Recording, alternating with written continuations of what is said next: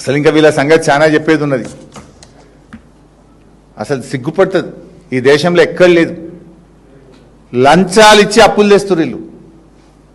బ్రోకర్లను పెట్టి కమిషన్లు ఇచ్చి లంచాలు ఇచ్చి ఎఫ్ఆర్బిఎం బయట అప్పులు కనబడకుండా దానికి బాండ్స్ అని అందమైన ముసుగు పెట్టి అప్పులు తెస్తున్నారు. ఇప్పటికి 30,000 కోట్లు తెచ్చిండ్రు. 30,000 కోట్లకు 510 కోట్ల లంచం ఇచ్చిండ్రు. సిగ్గుపడాలి. లంచం ఇచ్చేవాడిని అప్పులు తెస్తాడా రాష్ట్రానికి?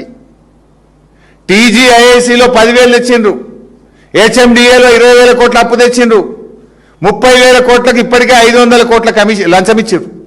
అప్పు ఇప్పించినందుకు బ్రోకర్ ఉంటాడు కదా నడిమిట్లా, అప్పు ఇప్పించిన బ్రోకర్కు వీళ్ళు ఇచ్చిన ఫీజు లంచం 510 కోట్లు. కమిషన్లు ఇచ్చి బ్రోకర్లకు లంచం ఇచ్చి అప్పులు తెస్తున్నారు ఈ తెలంగాణకు. మీరు చరిత్రలో ఎక్కడన్నా ఉందా? ఈ దేశంలో ఏ రాష్ట్రమన్నా చేస్తుందా? ఎప్పుడన్నా తెలంగాణ రాష్ట్ర చరిత్రలో లంచాలు ఇచ్చి బ్రోకర్లను పెట్టి బ్రోకర్ కమిషన్లు ఇచ్చి అప్పులు తెచ్చిన రాష్ట్రం ఉందా? సిగ్గుతో తలదించుకోవాలి రేవంత్ రెడ్డి గారు. ఇంకా మాట్లాడతారు మీ ముఖానికి.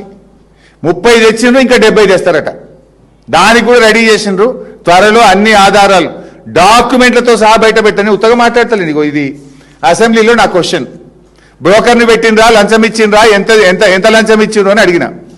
ప్రభుత్వ సమాధానం, merchant bankers by the name trust investment advisers private limited అనే బ్రోకర్కు 1,69,83,97,978 రూపాయలు లంచం ఇచ్చినాము, బ్రోకర్ ఫీజు ఇచ్చినామని అసెంబ్లీలో ప్రభుత్వం ఇచ్చిన సమాధానం. 169 కోట్ల 83,97,978 రూపాయలు బ్రోకర్ ఫీజు లంచం ఇచ్చి 10,000 కోట్ల అప్పు తెచ్చినామని అసెంబ్లీలో రాష్ట్ర ప్రభుత్వం ఇచ్చిన సమాధానం. ఇది 10,000 కోట్లకు 169 కోట్లు ఇచ్చిండ్రు.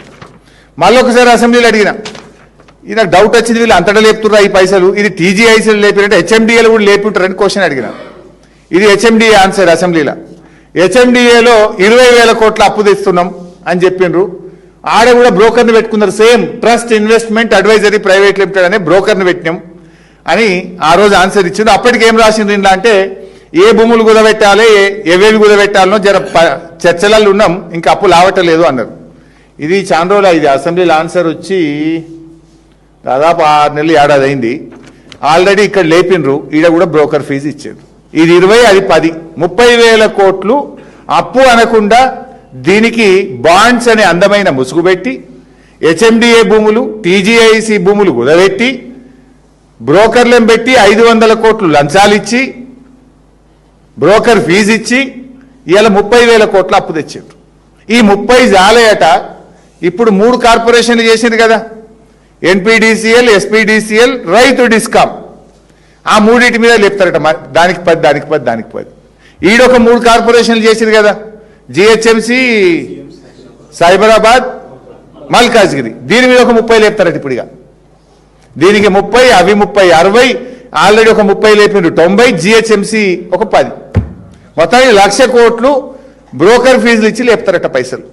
అంటే ఇప్పటికే తెచ్చిన 30కే 500 కోట్లు ఇచ్చిండ్రు. ఇంకా 70,000 కోట్లు లేపాలంటే అదో 1,200 కోట్లు లంచం. అంటే అదో 1,200, ఇదో 500, అంటే 1,710 కోట్ల రూపాయల లంచాలు ఇచ్చి బ్రోకర్ ఫీజులు ఇచ్చి 1,00,000 కోట్ల రూపాయల అప్పు ముసుగులో అందమైన పేరు బాండు. అది అప్పే 1,00,000 కోట్లు తెస్తుంది. ఇంకా మీరు మా గురించి మాట్లాడతారు. ఇవన్నీ లెక్కలు తీస్తే